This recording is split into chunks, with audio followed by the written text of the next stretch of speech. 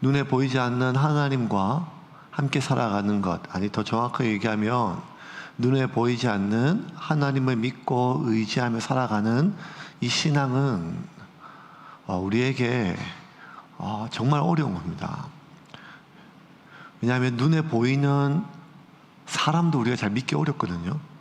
눈에 보이지 않는 하나님을 믿기도 어렵지만 그 하나님을 믿고 내가 의지하기도 어렵고, 그리고 내 삶을 맡기기는 더 어려운 겁니다.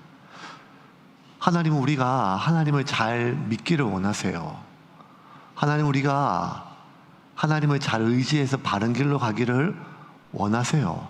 그러면 우리가 하나님을 잘 믿고 하나님을 잘 의지할 수 있도록 우리의 약한 믿음을 아시고 우리의 연약한 성정을 아시니까 하나님이 좀 보이면 좋거든요. 그냥 하나님은 부정할 수 없게 하나님이 보이고 하나님의 능력이 계속 실현되고, 그런데 아담의 범죄로 말미암아 그 길이 깨어졌습니다. 죄를 거룩하신 하나님을 죄를 가진 인간이 하나님과 함께 있을 때 인간은 소멸될 수밖에 없습니다. 마치 뜨거운 태양에 얼음은 녹듯이 태양이 아무리 얼음과 함께 있고 싶다 한들 그 속성상 차디찬 얼음은 태양 앞에 있으면 녹아서 소멸되듯이 거룩하신 하나님 앞에 죄는 소멸될 수밖에 없습니다. 아담의 범죄 이후로 인간의 영혼, 그 깊은 우리의 뼛속 정도가 아니라 영혼 하나하나의 모든 DNA 속에 죄가 각인되어 우리가 무언가를 좀 씻고 덮고 감추고 하나님께 나아갈 수 있는 방법은 없었습니다. 그 불꽃 같은 눈으로 우리를 심판하시고 그리고 우리에 대하여 분노하시는 그 이글거리는 하나님의 눈빛을 우리가 피할 수 없다 이런 게 아니라 우리의 죄성으로 말미암은 그 파괴성은, 소멸성은 우리가 그 무엇으로 덮는다 할지라도 하나님 앞에 서면 그것이 다 드러난 채 타기 때문입니다. 그래서 하나님은 직접 우리가 만질 수 없고 우리가 보일 수 없습니다. 또 하나님이 영이시니까요. 그래서 하나님은 이스라엘 백성들을 부르셔서 이제 내가 너희가 내 백성이고 내가 너희 하나님인데 내가 너희와 함께 한다고 하는 상징을 보여주겠다. 그런 이 상징을 보고 내가 너희 눈에 보이지 않지만 내가 지금 너희와 함께 하고 있다. 이 상징을 보고 너희가 지금 나를 만질 수 없지만 내가 너희와 함께 하고 있음을 믿으라는 것이었습니다. 그것이 구름 기둥과 불 기둥이었습니다.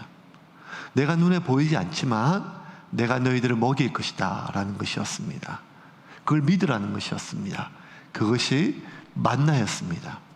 그렇게 구름 기둥으로 불 기둥으로 하나님이 우리와 함께하고, 구름 기둥과 불 기둥은 기적, 이런 단순한 기적을 뜻하는 것이 아니라 상징이에요. 하나님이 지금 우리와 함께하고 있다는 거예요. 그러니 광야에 아무런 길도 없고 어디로 가야 되는지 모르는 상황 속에서도 그 구름 기둥과 불 기둥을 보면 안심하라는 거예요. 다음 길이 어딘지 그냥 그렇게 복잡하게 계산하고 이런 것이 아니라, 고민하는 것이 아니라, 길을 찾는 것이 아니라 그냥 구름 기둥이 가면 가고 구름 기둥이 멈추면 멈추라는 거예요. 안심하라는 거예요. 안심하라는 거예요. 큰 길을 열어주고 만들고 대로를 만들어주고 아스팔트를 만들어주고 이런 게 아니라 그냥 여전히 모래길이고 물이 없고 험한 광야지만 너희 앞에 구름 기둥이 있고 불 기둥이 있으면 내가 지금 하나님 안에 있음을 믿고 신뢰하고 안심하라는 거예요. 오늘 만나를 먹으면 하나님이 날 먹이셨다, 내일도 먹이신다고 생각하고 안심하라는 거예요. 그래도 내가 너희와 함께하고 있음이 잘 안 느껴지면 내가 너희와 함께하고 있다는 증거를 보여줄 건데, 그게 뭔가 하면 성막이었어요. 성막. 이 성막, 구름 기둥과 불 기둥, 만나 이런 거는 우리를 먹이시고 인도하시고 보호하시는 건데, 성막은 말 그대로 우리와 함께하는 거예요. 하나님 우리 가운데. 그 성막은 하나의 상징이었어요. 그 성막을 보고 우리가 하나님이 나와 함께하고 있음을 믿는 거예요. 그런데 그 하나님의 임재를, 하나님의 인도하심에 대한 상징, 하나님의 임재에 대한 상징, 우리를 먹이시고 입히신다는 하나님의 상징, 그 상징을 우리가 계속 먹고 마시고 손으로 보고 느끼고 하면서도 불구하고 그것이 계속 반복되면 그 상징을 우리 앞에, 그 하나님의 인도하심, 보호하심, 함께하심에 대한 상징이 우리 앞에, 우리 옆에 내 모든 것에 있음에도 불구하고 그것이 반복되면 그것이 하나님의 임재의 상징으로 느껴지는 것이 아니라 그냥 자연 현상으로 느껴져요. 아침에 해가 뜨듯이 구름 기둥이 있는 거예요. 40년 광야 생활 하니까요, 여러분. 출애굽했던 모든 1세들은 다 죽었거든요. 그러면 가나안 땅에 들어갔던 이스라엘 백성들은 다 광야에서 태어났단 말이에요. 그 광야에서 태어났다는 말은 말 그대로 모태 신앙인 것처럼 그냥 눈 뜨면 구름 기둥 있는 거예요. 아침에 이슬 내리듯이 눈 뜨면 그냥 만나 먹는 거예요. 제가 제주도에 있을 때 낚시를 하도 잘하니까 거의 매일 애들을 물고기를 먹였거든요. 좋은 거 먹였어요. 좋은 거. 매일 좋은 거. 잡아가 참돔 구워주고 뱅에돔 구워주고 매일 잡았으니까요. 한참. 그랬더니 얘들이 이런 돈 먹는 게 그냥 당연한 게 여기고 부산에 처음 왔거든요. 10년 전에 처음 와가지고 집사람이 이제 시장에서 고등어를 사가지고 구워주니까 영진이가 물어요. 엄마 이거 뭐야? 무슨 물고기야? 그랬더니 엄마, 집사람이 애들한테 이거 고등어야. 너 몰라니까 뭐 처음 먹어본대요. 사람들이 다 이거 먹어. 이거 맛있어 먹었더니만 영진이가 뭐란가 하면 일반 사람들은 이런 고기를 먹는구나. 제가 아이들을 그렇게 키웠습니다. 일반 사람들이 먹는 그런 고등어 안 먹이고. 그러니까 이 녀석들은요 그냥 태어나서 그런 거 먹으면 그게 자연스럽게 아는 것처럼 광야의 1세대가 아니라 2세대들은요 눈 뜨면 구름 기둥이 있는 거예요. 불 기둥이 있는 거예요. 만나 먹는 거예요. 그래서 만나를 먹으면서도 내일이 불안한 거예요. 구름 기둥을 보면서 앞날이 불안한 거예요. 불 기둥 안에 있으면서도 다른 민족이 쳐들어올까 불안한 거예요. 왜냐하면 우리가 태양을 보고 안심한 게 아니잖아요. 밤에 해가 떴다고 안심하는 게 아니잖아요. 우리가 오늘 아침에 또 밥을 먹었는데 오늘 내가 밥을 먹었다고 내가 10년 뒤에도 괜찮을까라고 우리가 안심하는 게 아니잖아요, 지금. 하나님이 우리를 인도하신다, 우리를 보호하신다, 우리를 먹이신다. 그 모든 상징들이 지금도 있거든요. 만나가 아니더라도 우리에게 일용할 양식을 주시고 지금도 우리와 함께하고 계시고 심지어 하나님이 빼도 박도 못할 부정할 수 없는 그냥 너희 안에 내가 함께 있겠다 하는 것이 예수님이거든요. 그 예수님 처음 오실 때 우리 안에 감격이 있었어요. 눈물이 있었어요. 사람마다 다 다르지만 모태신앙도 있고 중도에 믿는 사람도 있고 뜨거운 성령세도 있고 다 다르지만 어쨌든 그 하나님을 경험할 때, 성령을 경험할 때 뜨거움과 아니면 감격과 은혜와 그 눈물과 나의 죄 때문이 아니면 하나님의 은혜 때문에 무엇든지 간에 그냥 하나님 한 분밖에는 설명할 수 없는 그런 간절한 어떤 은혜들이 내 안에 있었단 말이에요. 그 내 안에 예수님이 있어요. 근데 문제는 이것도 반복되면요 그냥 자연현상이에요. 내가 내 안에 계신 예수님을 자연현상으로 우리가 치부하는 건 아니지만 내 안에 하나님이 함께 있어도, 하나님이 내 안에 있어도 우리는 하나님의 임재를 못 느끼고 살 수 있단 말이에요. 하나님이 성막을 지면서 그 안에 지성소 말고, 하나님 법궤 말고, 가장 하나님 임재 상징하는 지성소 말고 성소에 7등대와 분향단이 있습니다. 7등대에는 촛불이 아니라 기름병과 신주를 만들어진 등대예요, 등대. 하나님께 그 불이 켜지면 불이 꺼질 수가 없어요. 항상 그 기름을 끊어지면 안 되니까 제사장이 항상 기름을 대야 되는데 그 7등대는 하나님의 다스림을 뜻해요. 너희 민족을 내가 다스린다. 내가 이 밝은 길로 인도한다. 너희들이 어둠에 있는 것이 아니라 내가 빛 가운데, 너희들이 지금 빛 가운데 있다. 하나님의 임재의 상징, 하나님의 인도하심의 상징이에요. 그 분향단은 뭘 상징하는가 하면 성도들의 기도를 상징해요. 그 히브리 민족들이, 이스라엘 민족들이 하나님께 나올 때 제물을 드리고 밖에서 기도할 때 분향단에서 향이 올라가면, 향이 바르게 올라가면 하나님 우리의 기도를 받으신 것으로 그렇게 여겼어요. 그런데 분향단은 뭐 그럴 수 있지만 절대 꺼지지 말아야 될 불이 무슨 불인가 하면 그 7등대의 등불이었어요. 제사장의 가장 중요한 업무는 그 등대의 불을 꺼뜨리지 않는 것입니다. 하나님의 다스림, 임재니까요. 불이 꺼지는 순간 이스라엘의 어둠이 찾아와요. 마찬가지로 여러분, 이스라엘 백성은요, 하나님께서 이스라엘 백성들을만 이뻐하신 것이 아니라 열방을 빛 가운데 모든 다른 민족들을 빛으로 인도하기 위한 등불이었어요. 제사장 국가였단 말이에요. 제사장 민족이었단 말이에요. 그러면 이스라엘 민족이 하나님과 함께하고 그 등불의 기름이 끊어지지 않아야 이스라엘 민족의 그 등불을 보고 사람들이 빛 가운데로 오거든요. 그래서 하나님께서 이스라엘 백성을 부르셨거든요. 그런데 그 하나님의 그 놀라운 계획들을 아브라함을 통해서 이스라엘 민족들을 세우시고 선택하시고, 그리고 모세를 통하여 하나님 나라를 세우시고, 이후 다윗을 통해서 하나님께서 약속을 하셔가지고 계속 이어지는데 인간들이 자꾸 그 불을 끄트려요. 북이스라엘에 여로보암 이후로 수많은 왕들이 이방신들을 수입하고 바알과 아사라의 산당과 신당을 만들고 하나님과 더불어 그런 우상신을 섬기고, 이스라엘 12지파 가운데 이제 겨우 한 지파 남았어요. 유다지파. 유다지파만이 겨우 그것도 신락같이 아주 풍성하게 하나님 섬기는 게 아니라, 유다지파도 좀 많이 타락했지만 그래도 신락같은 등불로 하나, 겨우 모든 11등불이 다 꺼졌는데 유다지파 하나, 그 등불이 하나 남았거든요. 그런데 그 겨우 이어지는 그 신락같은 등불조차 유다의 오늘 주인공인 여호람 왕이 그 불을 끄트리려고 하는 거예요. 지금 16절 17절 같이 읽겠습니다. 이스라엘의 왕 아합의 아들 요람 제5년에 여호사밧이 유다의 왕이었을 때에 유다의 왕 여호사밧의 아들 여호람이 왕이 되니라. 여호람이 왕이 될 때에 나이가 32세라. 예루살렘에서 8년 동안 통치하니라. 아니, 어떻게 이스라엘 백성들이 하나님을 버리지? 아니, 어떻게 하나님과 더불어 우상을 숭배하지? 어떻게 하나님을 무시할 수 있지? 성경을 외우고 율법을 외우고 태어날 때부터 하나님의 이름으로 달고 태어나오고 할례 받고 삶의 모든 것이 하나님 빼고는 그 문화 자체가 성립할 수 없는 이스라엘인데 어떻게 그게 가능한가? 가능해요. 왜냐하면 우리는, 인간은 만나를 먹으면서도 하나님을 못 느낀다니까요.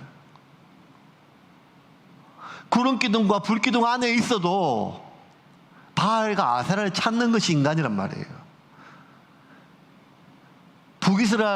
이스라엘 히브리 민족뿐만 아니라 우리가 그렇단 말이에요, 여러분. 그런데 하나님께서 그래도 그 다른 건 다 너희들이 타락해도 마지막 끄트리지 말아야 될 등불이라는 게 있거든요. 그런데 그걸 끄요. 너희는 세상의 빛이라.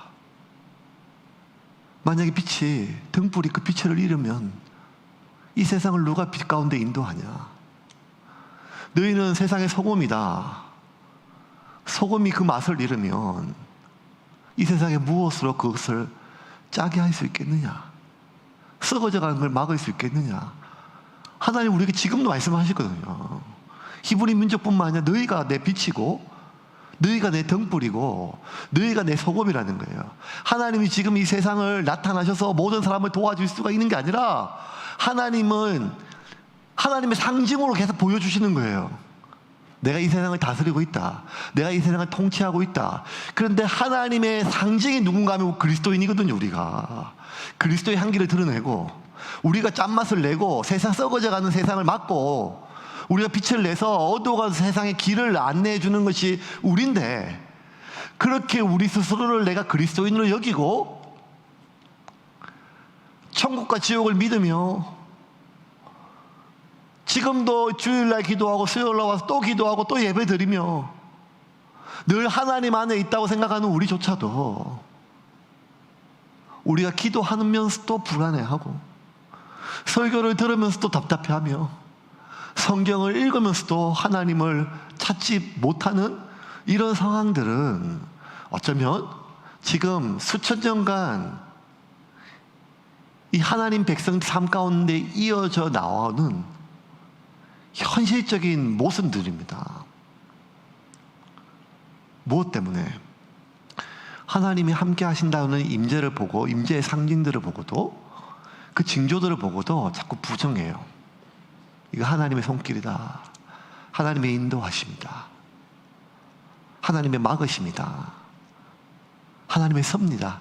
이게 아니라 그냥 자연현상이고 그냥 우연히 이루어진 거고 지금 때가 뭐가 잘 맞아서 그런 것이고 자꾸 우리 안에 그 하나님의 임재를 상징하는 것들을 자꾸 부정하려고 하는 그런 마음들 우리 속에 자꾸 올라온단 말입니다. 요람이 지금 그것도 남유다 다윗의 아들의 후손인데도 그 마지막 남은 등불을 꺼버렸습니다. 18절입니다. 같이 읽겠습니다. 그가 이스라엘 왕들의 길을 가서 아합의 집과 같이 하였으니 이는 아합의 딸이 그의 아내가 되었음이라. 그가 여호와 보시기에 악을 행하였으나.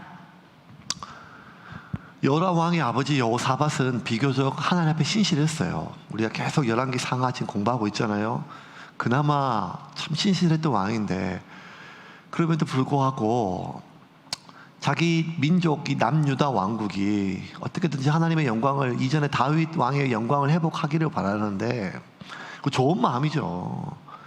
근데 너무 머리가 좋고 또 뭐가 이렇게 하다 보니까 결국 믿음만으로 하나님만으로 안 된다는 걸 아니까 여호사밧이 결국 어떻게 해요? 북이스라엘 아합과 손을 잡잖아요. 국력은 북이스라엘에 비해 남유다는 비교조차 안 됐거든요. 싸우면 완전히 져요. 그런데 늘 대치 상황이니까 지금 우크라이나가 러시아와 전쟁하면서 어떻게 나라를 세울 수가 있겠어요. 그러니 북이스라엘과 손을 잡았어요. 싸우지 말고 내가 당신 밑으로 좀 들어가겠습니다. 아합에게. 아합 강대국이었거든요. 아합 왕이 정말 강하고 부국이었어요. 그리고 그 평화로운 힘을 좀 모아가지고 우리가 아는 것처럼 해양 무역에 집중해서 어느 정도 좀 성공을 했어요. 여기서 우리가 하나 여호사밧이 진짜 하나님의 신실한 사람이고 말씀 앞에 몸부림치는 사람인데 좋은 의도가 있었어요. 좋은 목적이 있었어요. 근데 여러분 좋은 목적이 나쁜 방법을 덮을 수는 없어요. 아합의 가문과 손을 잡을 수는 없단 말이에요. 그것이 가장 현실적인 방법이고 그것이 가장 효과적인 방법은 부인할 수 없어요. 국제 정세상. 그런데 그 결과 어쩌면 여호사밧은 다시는 우리 민족들에게 우리 자손들에게 이 가난과 이 험난한 삶을 물려주고 싶지 않은 어쨌든 우리 세대는 고생하지만 다음 세대는 그 다윗 세대의 영광을 좀 회복시키고 싶은 그런 마음이 있지 않겠습니까? 그래서 우리가 뼈 빠지게 일하고 자식들을 공부시키고 하는 거잖아요. 다음 세대를 위해서. 그런데 그렇게 한 일이 결국 다음 세대, 자기 아들을 정말 빠져나올 수 없는 악의 구덩텅이에 집어넣게 되었습니다. 여호사밧 이후로 남유다가 좀 힘을 얻어요. 왜냐하면 아합 가문과 동맹했기 때문에요. 아합의 딸이 여호사밧의 며느리가 돼요. 여호사밧 아들 여호람과 결혼을 해요. 그러니까 결혼 동맹이죠. 그러니까 싸울 수가 없어요. 싸울 수가 없고 북이스라엘 전쟁할 때마다 오라 하면 그냥 무조건 가서 전쟁 같이 해줘야 되고 뭐 그런 상황이에요. 그러다 보니 아합은 우리가 아는 것처럼 여러분 이 바알의 선교사잖아요. 그대로 자기 아합의 딸이 자기 엄마가 했던 것처럼 그 모든 바알과 아세라의 그 우상 숭배 문화를 그대로 가져오고 똑같이 남유다까지 이제 바알의 우상이 쫙 퍼지기 시작을 했습니다. 그나마 북이스라엘과 남유다는 좀 달랐는데 이제 북이스라엘이랑 남유다나 똑같아졌어요. 교회를 안 다니는 사람이나 교회 다니는 사람 똑같아졌어요. 아니, 교회 다니는 인간들이 더 하게 됐어요. 이러한 상황에 대해서 역대하 기자는 이렇게 적었습니다. 역대하 21장 11절 말씀 같이 읽겠습니다. 여호람이 또 유다 여러 산에 산당을 세워 예루살렘 주민으로 음행하게 하고 또 유다를 미혹하게 하였으므로. 그걸 누가 했는가 하면 왕이 그렇게 했던 거예요. 여러 사탕을 세워가지고. 북이스라엘과 이제 달라질 게 하나도 없어요. 똑같아요. 이제 어떻게 돼요? 망하는 거죠. 하나님이 가만히 놔두실 수가 있겠어요? 북이스라엘 계속 왕조가 바뀌잖아요. 계속 이웃나라 쳐들어오잖아요. 이제 소망이 없어요. 왜냐하면 왕이 이렇게 나서가지고 우상숭배를 권장하고 있으니까요. 왕이 이렇게 나서가지고요. 소망이 있겠어요? 희망이 있으면 이 여호람이 회개하고 다시 하나님께 돌이키는 건데 지금 보니까 안 되는 것 같아요. 왜? 그 강한 아합의 딸이 같이 있는 이상 이건 불가능한 일이에요. 그나마 여호람의 신앙이 약한데 더 강력한 우상에 대한 신앙을 가지고 있는 아합 가문과 결혼을 한 이상 이거는 어려워졌어요. 다 끝이 났어요. 진짜 끝이 났어요. 그런데 이 18절에 모든 것이 끝난 것처럼 보이는데 희망의 등불이 19절에 나와요. 희망의 등불은 어디에 있었을까요? 엘리사? 엘리야? 아니면 바알에게 무릎 꿇지 않는 7,000명? 아니요. 희망의 등불은 완전히 의외였어요. 그게 뭔가 하면 하나님이 당신의 선지자나 당신이 숨겨놓았던 바알에게 무릎 꿇지 않았던 그런 믿음의 사람이 아니라 하나님이 직접 나섰어요. 19절입니다. 같이 읽겠습니다. 여호와께서 그의 종 다윗을 위하여 유다 멸하기를 즐겨하지 아니하셨으니 이는 그와 그의 자손에게 항상 등불을 주겠다고 말씀하셨음이더라. 자, 유다를 그래도 멸망시키지 않겠다. 북이스라엘 똑같아요 지금. 왜 그렇게 하는가 하면 하나님이 다윗에게 약속하셨기 때문이에요. 다윗 죽은 지가 언젠데요? 그 아들 솔로몬이 얼마나 이 모든 일을 만들었는데요. 솔로몬의 아들 르호보암이 어떻게 이 나라를 망쳤는데요. 그런데 하나님께서 내가 다윗과 맺은 언약을 기억해서 남유다의 등불을 지켜주신대요. 그 희미하게 남은 등불을 꺼지지 않게. 지금 계속해서 여호람이 끄고 있거든요. 이 불을 꺼요. 그런데 하나님이 직접 등불이 되어서 비록 나에 대한 이 백성의 태도는 바뀌었지만 이 백성에 대한 나의 약속은 아직 유효하다는 거예요. 왜? 내가 다윗과 약속했기 때문이라는 거예요. 그래서 이 이스라엘의 등불은 꺼지지 않을 것이다. 왜? 그 기름을 내가 계속 공급하겠다는 거예요. 여러분, 여기 희망이 있어요. 무슨 희망인가 하면 이스라엘 희망이 아니라 우리의 희망이 있어요. 우리가 개가 토한 것을 또 삼키듯이 회개한 것을 또 재회개하고 회개한 것을 또 죄를 저지르고 우리는 늘 하나님 앞에 하나님께 되돌아오는 것이 아니라 우리의 무너진 자리로 되돌아오거든요. 희망이 어디에 있는가 하면 여러분 우리의 회개에 있는 게 아니에요. 희망은 우리의 개가 천선에 있는 게 아니에요. 희망은 어디에 있는가 하면 내가 예수를 믿기를 결심한 그 순간, 내가 하나님과 약속했던 그 순간, 예수님이 내 안에 들어오신 그 순간, 하나님이 나와 맺었던 그 언약의 그 순간, 그 약속의 희망이 있는 거예요. 왜냐하면 그 약속 때문에 하나님은 우리를 포기할 수 없는 거예요. 우리 삶의 희망은 나의 회개나 간절한 기도에 있는 것이 아니라 하나님의 신실하심에 있어요. 사람은 다르거든요. 네가 나한테 그렇게 돼? 그럼 내가 너한테 그렇게 할 필요가 뭐 있어? 이게 사람이잖아요. 죽음이 갈라놓을 때까지 사랑하기를 서약했던 부부조차도 네가 나한테 그러면 내가 너한테 그렇게 하겠냐? 내가 내 손으로 낳았던 자식이라 할지라도 네가 나한테 그러는데 내가 너한테 그렇게 하겠냐? 우리는요, 나에 대한 그 사람의 태도가 바뀌면 나의 태도 몇 번 우리가 노력하지만 결국에는 똑같이 해주겠다는 것이 우리의 당연한 마음이잖아요. 근데 하나님은 아니라는 거예요. 나에 대한 너의 태도는 변했지만 내가 너와 했던 약속은 아직도 유효하다는 거예요. 그래서 너는 네 삶을 포기했지만 나는 네 삶을 포기할 수 없다는 거예요. 너는 네 인생을 포기했지만 나는 네 인생을 포기할 수 없다는 거예요. 여러분, 이게 우리의 무기력함과 나약함을 드러내는 말처럼 보이지만 이게 복음이에요. 이게 복음. 우리의 희망은 나의 회개와 간절함에 뉘우침에 있는 것이 아니라 하나님의 신실하심에 있어요. 하나님의 신실하심에 있어요. 하나님이 이스라엘의 등불이 꺼지지 않도록 기름을 계속 공급하셨다는 거예요. 그 기름은 하나님의 신실하심에 있었습니다. 그런데 여러분, 하나님도 어떻게 할 수 있는 게 없는 게 있어요. 그게 뭔가 하면 하나님이 계속 꺼져가는 등불을 계속해서 기름을 공급하실 수는 있지만 스스로 자기의 등불을 끄는 사람의 불을 키워줄 수는 없어요.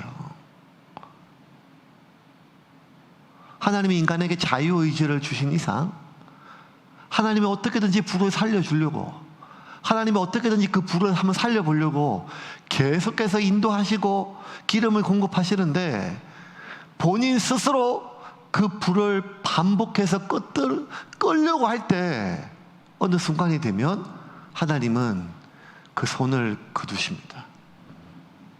하나님은 오래 참으십니다. 하나님은 오래 참으세요. 그런데 하나님 끝까지 참으시질 않습니다. 하나님은 오래 참으시지만 끝까지 참으시지는 않습니다. 하나님의 참으심을 하나님의 허용하심으로 오해하면 안 돼요, 여러분. 우리가 지금 내가 생각해도 이건 아닌데, 이건 아닌 길에 있는데 내 삶에 아무런 문제가 없어요. 심지어 예배 가운데, 말씀 가운데, 은혜 가운데 뭐가 가요 계속. 그런데 여러분, 그게 하나님의 허용하심이 아니란 말이에요. 하나님은 기다리고 계세요. 우리가 돌이켜 그 등불을 스스로 소중히 여기고 우리의 기도로, 우리의 간절함으로, 성령의 기름으로 내 인생의 등불을 회복하기를 원하십니다. 그런데 스스로 하나님이 아무리 아브라함과 언약을 했다 할지라도 네 후손들이 스스로 그 등불을 깨트리려고 하면 내가 사람의 막대기와 사람의 매와 인생의 채찍으로 그들을 돌이키겠다. 이게 하나님께서 다윗과 맺은 언약과 내가 결코 너희와 맺은 언약을 저버리지 않겠다는 약속 주신 뒤에 주신 말씀이에요. 사무엘상 7장 14절 말씀입니다. 사무엘 7장 14절 같이 읽겠습니다. 나는 그에게 아버지가 되고 그는 내게 아들이 되리니 그가 만일 죄를 범하면 내가 사람의 매와 인생의 채찍으로 징계하려니와. 자, 사람의 매와 이 삶에 자꾸 지금 뭐가 관계가 자꾸 틀어져요. 반복적으로 지금 뭐가 문제가 생겨요. 자꾸 그런 시기가 있어요, 인생에. 그러하면 모든 게 내 잘못은 아니에요, 여러분. 그렇다고 또 그걸 다 내 잘못으로 안고 갈 필요는 없어요. 그런데 어느 순간이 되면 우리가 혹 이것이 하나님의 사인이 아닌지는 돌아봐야 돼요. 계속해서 그 상대방의 문제, 이건 저 사람의 문제, 이건 저 사람의 문제, 저 사람의 문제, 나는 피해자, 그는 가해자, 이렇게 계속 반복적으로 간다면 우리는 중요한 하나님의 사인을 놓치고 있는 거예요. 하나님이 얘기하셨거든요. 내가 내 백성을 보호한다 하지만 그가 다른 길로 가면 내가 사람의 매와 인생 채찍으로 그를 징계하겠다는 거예요. 하나님이 다윗 때 하나님께서 모든 민족 주변에 있는 이방 민족들을 다 정리해 주셨어요. 이스라엘 민족은 나약해서 주방에 있는 수많은 이방 민족에 맨날 침략당하는 약한 민족 그 자체였거든요. 식민지 그 자체였어요. 근데 다윗 때 하나님께서 주변에 있는 모압, 암몬, 에돔, 저 위에 있는 두로와 시돈, 남쪽에 있는 심지어 애굽까지 동서남북 사방에서 이 다윗 왕국 아래 복종케 했어요. 근데 여러분, 그 오른쪽에 에돔이 있거든요. 림나가 있거든요. 모압이 있고 암몬이 있거든요. 이스라엘 오른쪽에. 그런데 여호람 때 하나씩 반란이 일어나서 이스라엘을 공격하기 시작합니다. 막대기가 하나씩 일어나요. 그렇게 여호람이 하나님의 말씀을 저버리고 아합 가문과 똑같이 되어지자 하나님이 막대기를 들어 사용하십니다. 제일 먼저 사용하신 사람 막대기가 에돔이었어요. 에돔은 다윗 때 식민지가 되어서 이스라엘에 조금 더 유다에게 고개도 못 들 민족이었는데 요람 때에 일어납니다. 20절 말씀 같이 읽겠습니다. 여호람 때에 에돔이 유다의 손에서 배반하여 자기 위에 왕을 세운 고로. 자, 유다의 손에서 배반했어요. 물론 자기들이 그렇게 했겠지만 하나님의 섭리예요. 이방 민족을 막대기로 사용하셔서 지금 이스라엘을 지금 때리세요. 치신단 말이에요. 하나님이 직접 치면 죽으니까 하나님이 막대기를 쓴단 말이에요. 지금 그만 알아들어야 되는데 여호람이 계속 하나님의 징계 사인을 부인해요. 자꾸 느낌이 불안하지만 부인해요. 그래서 하나님 또 다른 막대기를 쓰세요. 그게 림나예요. 22절입니다. 같이 읽겠습니다. 이와 같이 에돔이 유다의 수하에서 배반하였더니 오늘까지 그러하였으며 그때에 림나도 배반하였더라. 자, 계속해서 지금 갑자기 사람들이 나한테 대적해요. 그러면 이제 하나님의 사인으로 알아야 되거든요. 하나님 말씀해 주셨으니까. 이 다윗 가문의 왕들은 아들에게 계속 얘기해 주거든요. 너희가 우리 가문이 믿음으로 말씀으로 여기까지 왔는데 우리가 하나님의 길에 벗어나면 하나님께서 사람의 매와 인생의 채찍으로 우리를 징계하신다고 하셨다. 그러니까 어떻게든지 너희들 말씀 안에 있어라. 이런 말 어떻게 쉽게 잊어버릴 수 있는 말이에요. 그러면 지금 불안하잖아요. 그럼 하나님께 돌이켜야 되는데 아니라는 거예요. 왜냐하면 애써서 부인해가지고 뭘 하는가 하면 자꾸 이 국제 정세로 판단하는 거예요. 왜? 아합이 죽었거든요. 북이스라엘의 아합 왕이 죽었어요. 강력한 오므리 왕조에.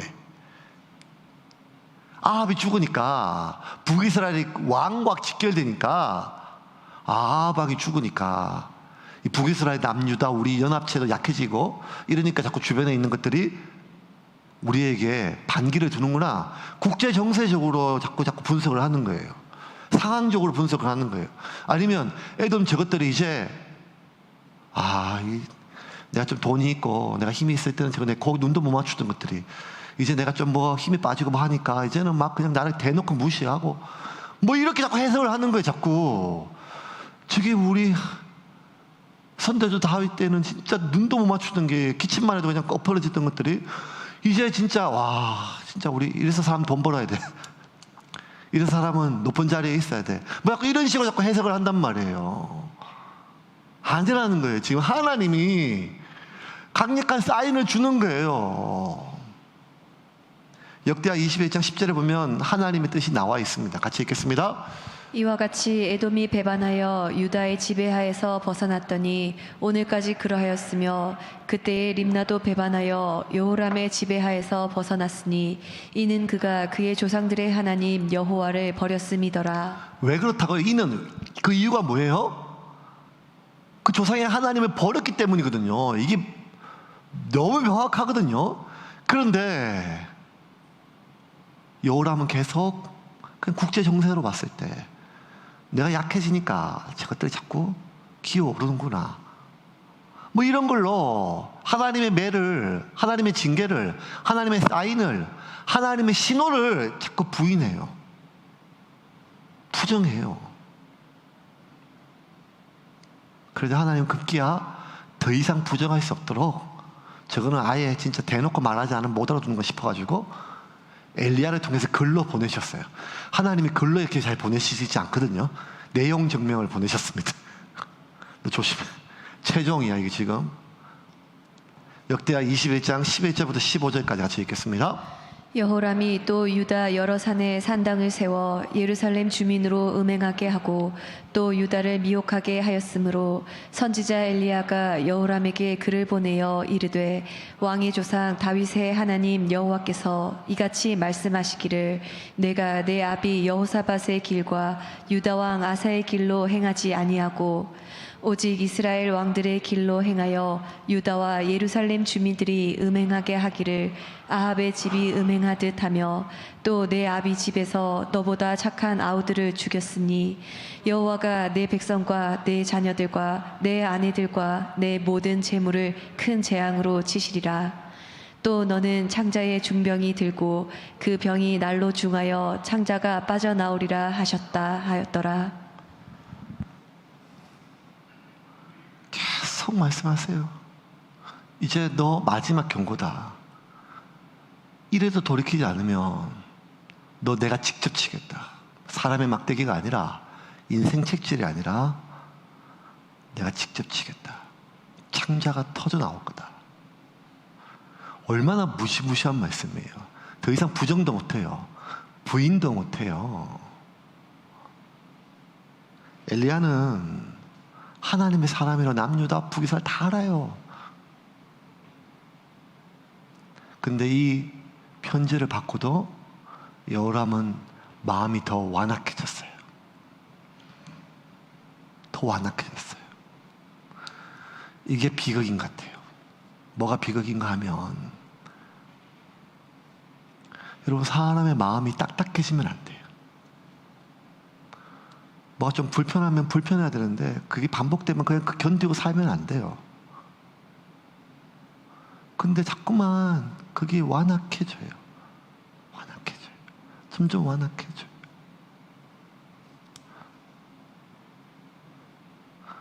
자신의 문제를 못 봐요. 지금 여호람은 이게 하나님의 치시는 걸 알아요. 근데 하나님 치시는 게 자기를 돌이키기 위함인 게 아니라 자기를 그냥 괴롭히는 걸로 아는 거예요. 이제 여호람은 국제 정세를 원망하는 게 아니고 에돔을 원망하는 게 아니라 림나를 원망하는 게 아니라 하나님을 원망하는 거지. 더 완악해져서. 더 완악해져서. 이제 하나님 치시면 되는데 하나님 그래도 마지막 어떻게든지 살려보려고 이제는 블레셋과 그 남쪽의 구스, 이디오피아야. 여러분 구스가 여러분 에디오피아가 아프리카잖아요. 저 밑에 그 민족이 어떻게 올 수가 없거든요. 근데 이런 민족까지 사용해가지고 지금 이스라엘을 치세요. 여호람은 치세요. 왜냐하면 이제 이 경우까지 무시하면 하나님이 직접 쳐서 죽어야 되니까. 근데 여호람은 돌이키지 않습니다. 역대하 21장 18절 19절 같이 읽겠습니다. 이 모든 일 후에 여호와께서 여호람을 치사 능히 고치지 못할 병이 그 창자에 들게 하셨으므로 여러 날 후 2년 만에 그의 창자가 그 병으로 말미암아 빠져나오매 그가 그 심한 병으로 죽으니 백성이 그들의 조상들에게 분향하던 것 같이 그에게 분향하지 아니하였으며 백성마저 이제 그 왕을 버립니다. 왕의 장례식 때 조문하지 않고 분향하지 않습니다. 여러분 어떻게 보면요, 여러분 똑같은 장면을 다르게 볼 수 있어요. 에돔이 일어나고 림나가 일어나고 블레셋이 일어나고 구스가 일어나서 계속 막대기가 때리는 걸 보면 마치 자식을 계속 학대하는 것처럼 보여요. 매로. 하나님 왜 이렇게 괴롭히냐? 하나님 나를 왜 이렇게 괴롭히냐? 근데 여러분 이 장면이 지금 당신의 자녀를 괴롭히는 하나님의 학대 장면이 아니라 어떻게든지 자식을 살려보기 위한 아비의 처절함이잖아요. 지금 돌아오라. 너 그러다 죽는다. 그러다 죽는다. 그러다 죽는다. 제발 좀 돌아오라. 근데 여호람은 스스로 자신의 삶의 등불을 꺼보기로 결정했어요. 그렇지 않고서야 글까지 써서 보냈던 하나님의 그 심정을. 여호람이 하나님 안 믿는 게 아니거든요. 여호람이 하나님 모르는 게 아니에요. 이스라엘 유다 왕이에요. 유다 왕. 그런데 그 여호람은 마지막 하나님의 최후 통첩까지 무시를 했어요. 그리고 그는 결국 창자가 터졌어요. 왜? 하나님이 치심으로, 막대기가 아니라. 말씀을 좀 정리하겠습니다.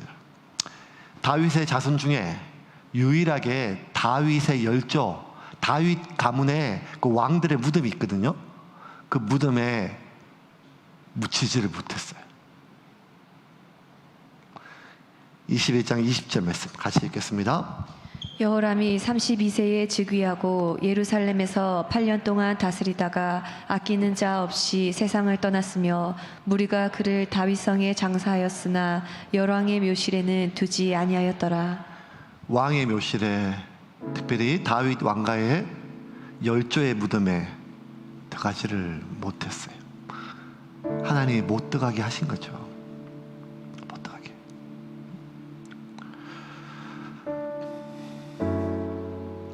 여러분, 우리가 스스로 하나님에 대하여 대적하지 않는 이상 하나님은 우리의 등불을 끄트리지 않으십니다. 때론 우리가 거룩이 무너질 수 있어요. 때론 우리가 욕심 때문에 하나님보다 재물을 더 의지할 수 있어요. 때로는 우리가 하나님보다 사람을 더 의지할 수는 있어요. 우리는 만나를 먹으면서도 하나님 원망할 수 있고, 구름 기둥 안에서도 하나님의 그 도우심 없음을 한탄할 수 있어요. 그래도 된다는 말이 아니라, 그래도 하나님 우리의 등불을 끄트리지 않으세요. 하나님 우리를 보호하세요. 왜? 우리의 자질과 우리의 믿음과 우리의 신앙 때문이 아니라 하나님의 신실하심 때문이에요. 하나님이 이스라엘의 남유다의 왕들을 끝까지 지켜주신 이유는, 그들의 등불을 끄트리지 않는 이유는 그들의 아비 다윗과 맺은 언약 때문이에요. 여기에 우리의 소망이 있는 거예요. 하나님, 우리의 자녀들을 지켜주십시오. 이번 주에 하는 여러분 성경학교에 우리의 소망이 있는 게 아니라 우리의 간절한 몸부림의 소망이 있는 것이 아니라, 물론 귀한 건데, 그 무엇보다 귀한 건데, 소망은 우리가 하나님께 맡기는 그 마음에 있다는 거예요. 우리가 하나님께 맡기고 맡긴 것은 받은 줄로 알고 그렇게 믿음으로 나아가면 하나님은 신실하셔서 하나님이 등불을 끄트리지 아니하시고 우리의 다음 세대와 우리의 삶의 등불들을 인도하시고 지켜주실 것입니다. 그 하나님의 신실하심을 믿읍시다. 우리는 회개하고도 또 넘어졌지만, 우리는 하나님께 간절히 구하고도 의심하지만, 그 하나님의 신실하심을 믿고 우리가 오늘도 나아가야 됩니다. 이 하나의 믿음을 붙들고 있지만, 또 하나, 하나님이 오래 참으시지만 끝까지 참으시지는 않음을 우리가 기억하고, 내 삶 가운데 반복되는 하나님의 징계의 채찍을, 하나님의 그 막대기를 우리가 애써서 자꾸만 반복해서 부인한다면 우리는 시기를 놓칠 수가 있다는 것입니다. 돌아봐야 됩니다. 나 자신을 돌아봐야 됩니다. 자꾸 상황과 타인에게 모든 원인을 돌리는 것이 아니라, 이제 하나님께서 내 삶에 나에게 제거하기를 원하시는 것이 무엇인지를 돌아보고, 말씀 가운데 빛 가운데 우리가 돌이킨다면 하나님의 신실하심은 영원히 꺼지지 않은 채 우리를 지키시고 보호하실 것입니다.